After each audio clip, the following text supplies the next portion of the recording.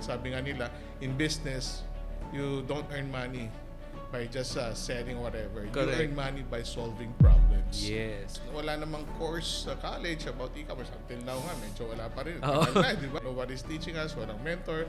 Lahat kami yun. Okay. Sa hotel restaurant, wala akong computer subject. Okay. When I was in UST. No, Aha. malalaman mo na yung edad ko.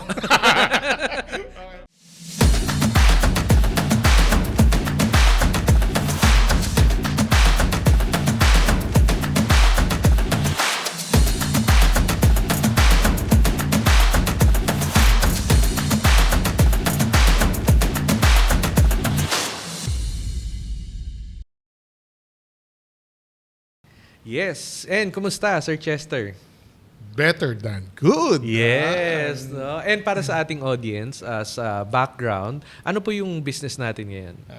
I'm the CEO and founder of Bilis Benta Dropshipping. Okay, so people go to us if you want to start your online business inside Okay. Lazada, Shopee, TikTok without the hassle, without the pain points ng capital sa wow. inventory.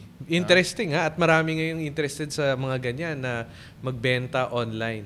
Pero bago natin pag-usapan yung details nun, ano yung background nyo before Bilis Benta and paano nyo naisip itong concept ng Bilis Benta?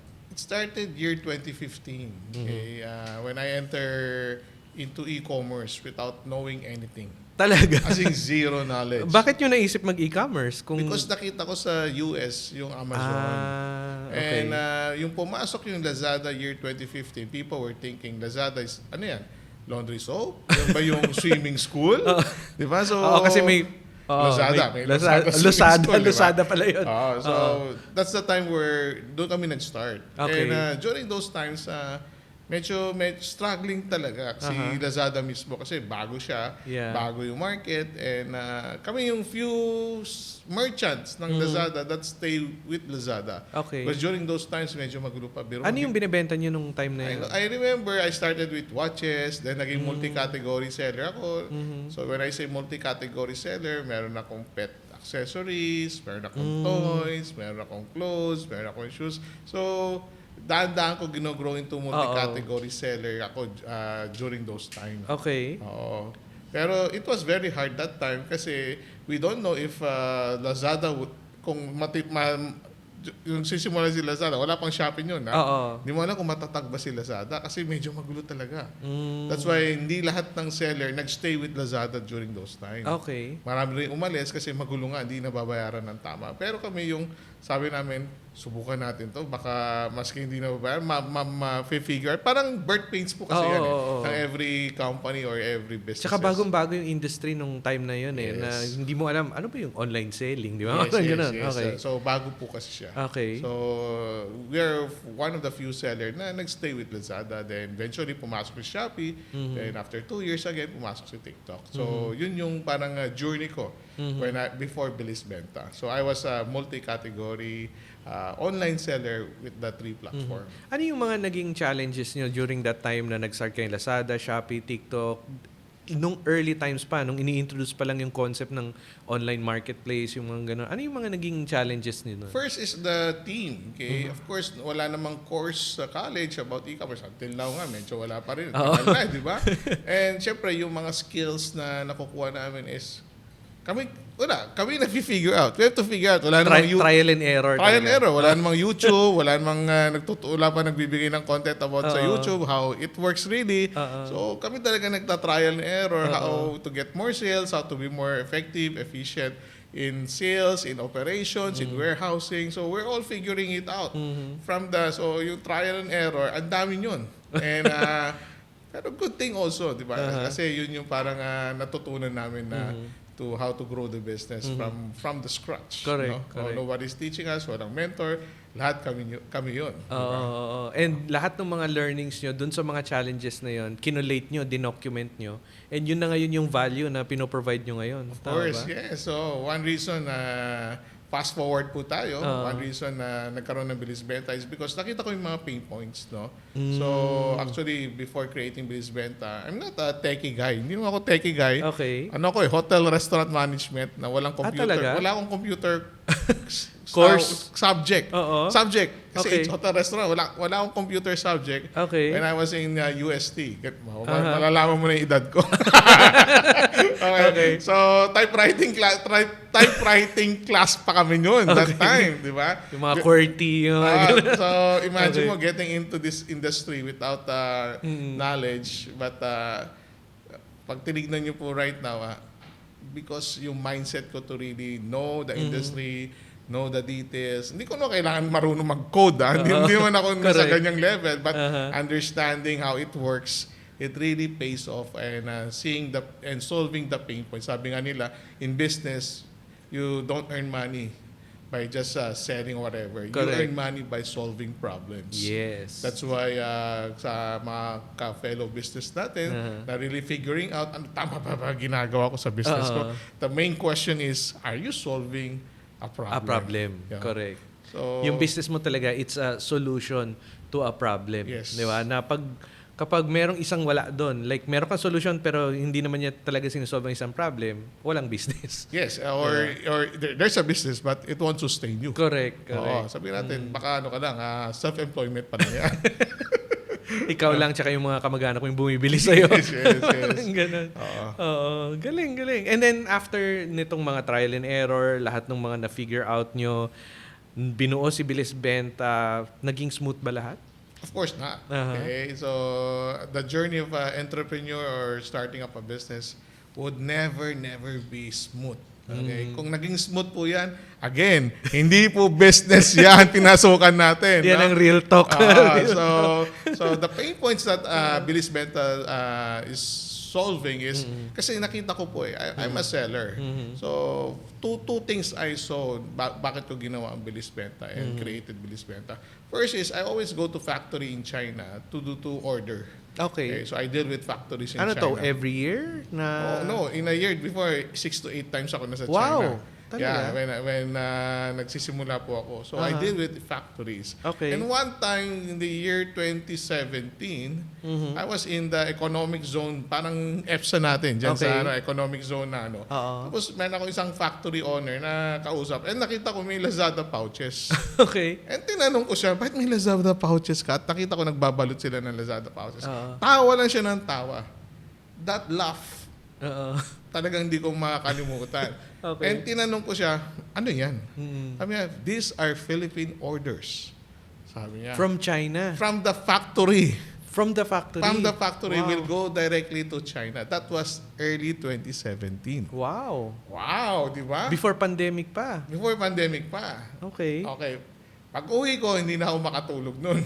Okay. Totoo, hindi pa, ano lang eh. It was a big disturbance sa Oo. akin. Kasi sabi ko, one day, hindi na ako magiging relevant sa negosyo ko. Kasi these factories, which are supported by Chinese government, usually may partnership yan ng Chinese government, is my main competitor when it comes here in the Philippines. One day, I know they will be here, which happened already. Oo. Top sellers of the 3 platforms right now are not local sellers. It's the mainland Chinese sellers. That's the reality. That's one pain point na kita ko. Second, I have also suppliers sa 168, Tutuban, Lucky 99 before pandemic. And nakikita ko yung mga kababayan natin, yung mga makikita mo minsan sa dati ngayon medyo konti na lang yung naghihila ng mga bayong nila tsaka yung mga basket nila. Parang bag nila, hinihila nila yan everyday. Ini-interview ko sila, sabi ko, ate, kuya, iba-iba kasi.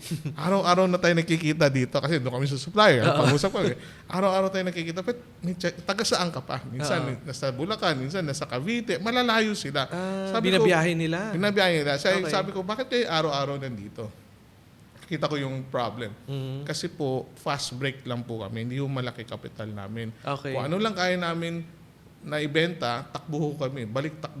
Nakakapagod po. Araw-araw? Araw-araw. Pero Wow. kasi yun lang po yung capital namin. Okay. Which most and many Filipino entrepreneurs are on this kind of situation. Oo. Sabihin natin, Eric, di ba, naririnig natin na umutang sa gobyerno, di ba? Wala naman silang papeles para pautangin sila ng basta-basta kagad, di ba? Oo. So they have to do that. And many Filipinos are in this kind of situation na tawag nila dyan, fast break. So doon ko nakita, how can I solve these two problems? So, come pandemic, actually before pandemic, imagine mo, dahil hindi ako techie, which ikaw techie ka, ako, it took me at least parang 2017 hanggang 2020 years. bago namin matapos Okay. lahat, di ba? Okay. But we were able to do that. Okay? So, pandemic na nga eh. Sabi ko, di pa tayo tapos, di namin may launch. Pero December of 2020, doon namin ni-launch yung Bilis Benta with the automated system, with the integrated system. And whole below, okay, na-solve namin yung pain points na yun. Wow. Imagine mo, papasok ka sa negosyo with subscription-based business. Saan ba sa Pilipinas na pwede ka magnegosyo na subscription-based? Ibig sabihin ng subscription-based, mga kababayan, is parang Netflix po. Aha. Magnegosyo ka, gusto mo magsimula magnegosyo, ngayong buwan, buksan mo yung subscription mo. As after 2 months, gusto mo laylo muna, di ipatay mo yung subscription mo. Pwedeng ganun? Ganun po. Ang Okay. subscription po ng Bilis Benta. Siyempre, Okay. hindi namin na-encourage sa ganun. Okay. Pero kaya po. So, we encourage always is 1 year talaga. Kasi you take business as a Correct. long term haul. lagi Long term yan po eh. yan. Long Oh, term. pero yung subscription-based, nandiyan po siya. Okay. Second is, when you get into Bilis Benta, hindi mo kailangan ng malaking kapital. It's a calculated risk. Sabi nga sa negosyo, you start small. Oo. Diba? So, you need to have a calculated risk. So, yung calculated risk mo, yung subscription fee mo. Okay? So, subscription fee with Bilis Benta is we're very transparent. 7,000 pesos a month or 84,000 a year. Okay? Yun yung kailangan mong i-ROI. So, bilang mo na kaagad. Ano kasama dun sa 7? So, it's a service we offered plus the trainings. Okay. And the ERP system that we will give you. Okay. Okay, so nandun na po lahat yun. Napakamura na po yun. Okay, so Below minimum wage pa yun. yes, 7,000. kami pa magbabalot ng orders mo. Okay. Lahat ng orders na papasok dyan, maski 1 million ang pumasok ng orders mo, hindi kami Okay. maniningil lang ng over 7,000 pesos. Okay. So you have to maximize us. Kasi kami na yun. So wherever you are, basta may internet, makagawa ka lang ng DTI at BIR mo, maka-open ka ng Shopee, Lazada, TikTok store mo, dikit mo yung store mo sa amin, you have the leverage. When I say leverage, you have the advantage of millions worth of inventory. If you would ask me how much inventory yan, kaya hindi mo na kasi kailangan umutang, mag-loan, magbayad ng interest. At bumiyahe araw-araw. Bumiyahe araw-araw. Okay? Hindi mo na kailangan gawin yun kasi meron ka ng supplier. Yung supplier mo is marami na po kaming partner suppliers. Over 500 million worth of inventories at a distributor price or factory price. Wow. So wait, yung setup ngayon, let's say nag-subscribe. So 'di ba nakwento mo yung factory sa China na from there may Lazada pack diretso papunta Philippines. So ganun yung nangyayari ngayon. Hindi po. So ang ginawa po natin with Bilis Benta, we have our own fulfillment center. So Okay. there are some suppliers local and international na nagpalagay na ng items sa warehouse namin. Second is there are also partner warehouses na example, mga manufacturer, mga malalaking business din, okay, they allow their warehouse to be open publicly using our system. So our system can connect to your Lazada, Shopee, or TikTok stores. Okay. So hindi ko kailangan magpalaki ng bodega because our system can also go to other warehouses already. And idikit lang nila Lazada, Shopee store nila with our partner warehouses. Wow, galing So yung prices mo rin, competitive din. It should be competitive because the business model of Bilis Benta is our reseller should earn first before we earn. Correct. So if they cannot earn, we don't have any sales. A business without sales is nothing. So kailangan nila kumita talaga. That's why we're very focused on trainings. Because our target market here are aspiring entrepreneur, first-time business owner, first-time online seller. So, the word is binubugbog namin ng trainings. Yung mga, mga resellers namin. So that they would understand and be effective and efficient sa loob ng online selling platform ng Blue App, Orange App, tsaka Black App. So, sinusuportahan namin And part yun nung subscription. Part ng subscription. So pag nag-training, pumasok na po kayo sa community namin, yung training namin is within our community lang. Kasi yun ang request ng mga dropshipper namin.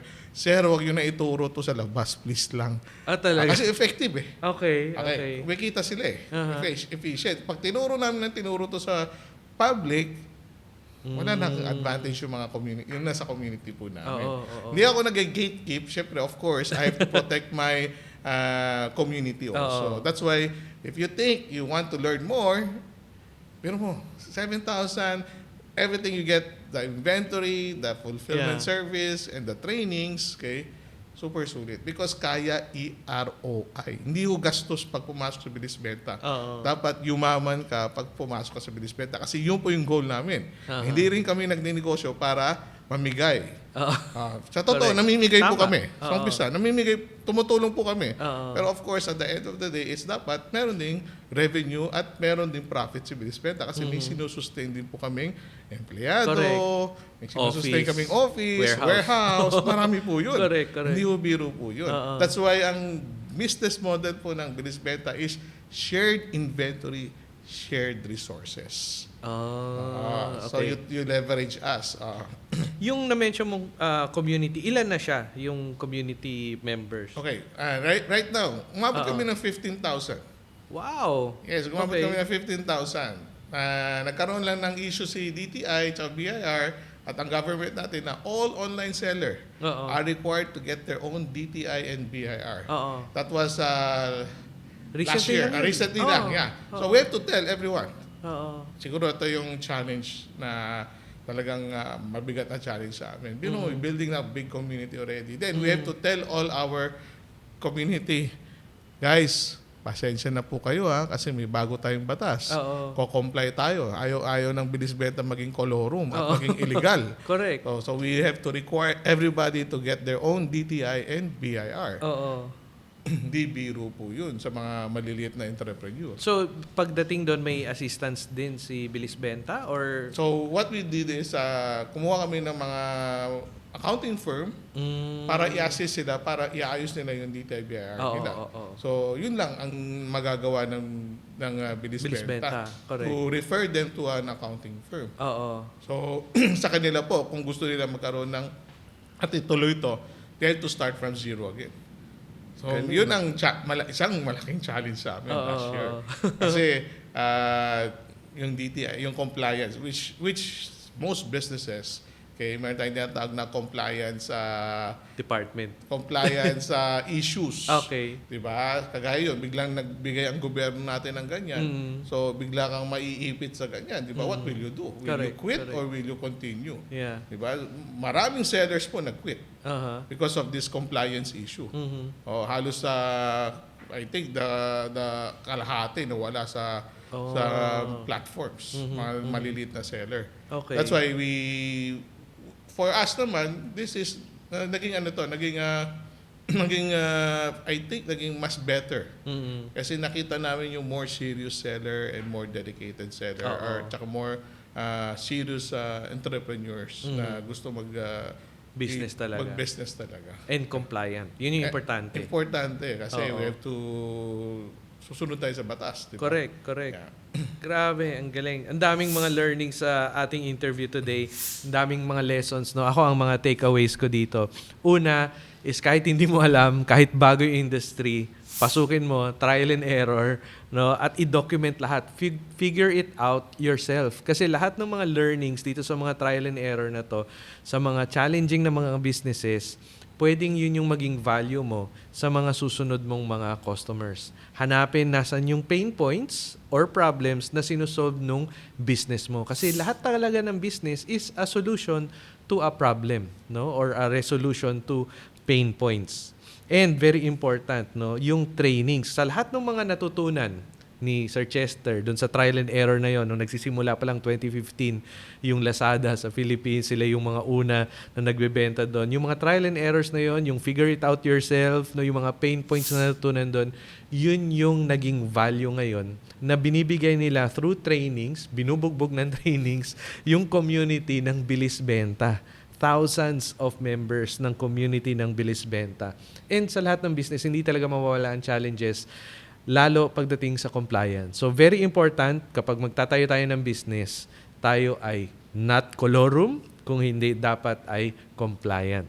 Tama, Sir Chester? Yeah, amen on that. Yes, and sa mga viewers natin na may business ngayon or nag-iisip na mag-business, ano yung mga may share nyo sa kanilang mga tips naman? Of course, because we are in the digital economy right now, and most Filipinos don't understand this. No? Kala nila magkaroon ng pwesto, magkaroon ng restaurant, magkaroon ng coffee shop, that's it. Physical, And no? they will wait for the customers Oo. or may service sila. Yeah. Remember, we are in the digital economy. 35 million of our population are 25 years old ang median age niya. So, ibig sabihin, that's the market that you need to capture. So, where are these 25 years old people with 35 million of them? How are you capturing them? So, the question is, it's an attention game. So, if people doesn't see you, Yeah. you're not visible, you're out of the game. Yeah. So, Online, di ba? it's an online, it's the Oo. digital economy. Oo. So minsan makikita mo, Eric, siguro, alam ko marami ka nami-meet, di ba? Ang complaint, isasara ko na ata tong negosyo ko, antuman lang negosyo ko. The question is, natap mo ba yung digital economy? Correct. Di ba? Visible ka ba Visible online? ka ba? Oo. Attention, may attention grabber content ka ba, Oo. whatever. Correct. Kung hindi ka pa nagla-live, hindi ka nagpa-podcast, Yeah. promote natin si Burst Studio, di ba? Oo. Gamitin niyo po ito, di ba? Yung studio na to. Kasi that's the reason by may ganitong negosyo is Correct. for you to build your attention. Correct. Di ba? Because people, kung sino ang, hindi, for example, sa restaurant, hindi problema ang pagkain. Oo. Problema is attention. Hindi naman alam na exist ka eh. Aha. Nag-exist ka. So, what you have to do?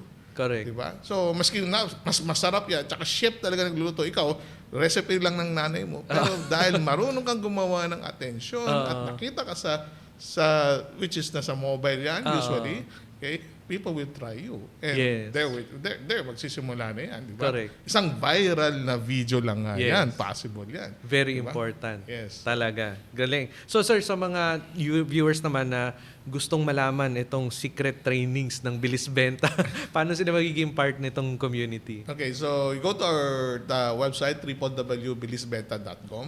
Then you register on our website. Or you can go to our Facebook page, you message us. So there would be a form and you need to attend our webinar. Okay, May bayad ba agad yung free webinar? webinar po yan, one to okay. sawa. So we do it every day. Okay. Every day we have a webinar. It's 3 times a day. Wow. Yes, Talaga? 3 times a day. It's not recorded. Okay, It's live. You live. can ask questions to our presenter. Okay. That's how dedicated we are na to really serve the Filipino people and leverage us because we have the technology for hindi mo kailangan na umutang mag-loan. Eric, sarap ng buhay yun, di ba? Meron na sa Pilipinas. So sana lang pumasok kayo sa webinar namin. The reason why we do webinar, because we want clarity in every business. We want you to treat this as very clear when you get into it. Okay? Because this is business. This is not easy money. Correct. Hindi to left, right, hindi to power na mag-iimbita ka. Hindi ho ganon, na napasubo ka. Ayaw po namin ganon. Okay. Pag pumasok po kayo, kasi magko-comply po tayo ng compliance. Yes. Papa-comply po namin kayo ng DTI at BIR. Gusto namin buong-buo po kayo. Yes. Pag pumasok po, lalo yung mga aspiring po na entrepreneurs. So, webinar muna. From the webinar, meron po ako kaming orientation pa kung paano magsimula and may mga trainings na po kami. So, papasok na po kayo doon sa ecosystem po namin. At doon, mas maiintindihan mo na at mag-enjoy ka na magbenta dahil maiintindihan mo po yung science, how to be efficient and effective seller in the platform. Galing. Compliant and thriving business. Bilis Benta. Thank you again, Thank Sir you, thank you, Chester. thank you, Sir Eric. Thank you.